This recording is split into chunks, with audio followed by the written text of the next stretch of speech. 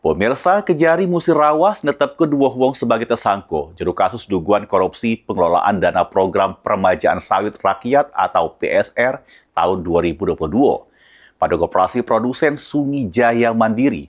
Juru perkara ini negara mengalami kerugian mencapai 600 juta rupiah.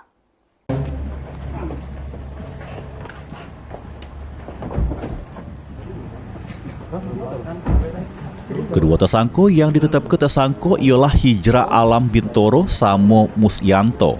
Susdem penyidik Kejaksaan Negeri Musirawas mengantongi alat bukti yang cukup melalui pemeriksaan saksi, pengumpulan dokumen, serta gelar perkara. Kasus tersebut bermula pas Koperasi Produsen Sungi Jaya Mandiri ngaju ke 149 pekebun dari 147 kepala keluarga sebagai calon penerima program PSR. Namun, juru pelaksanaannya penyidik nembuke sejumlah dugaan penyimpangan. Modus yang dilakukan para tersangka ialah markup pada item gawean program PSR, pemalsuan dokumen surat pertanggungjawaban, sampai dugaan permintaan fee pada penyedia.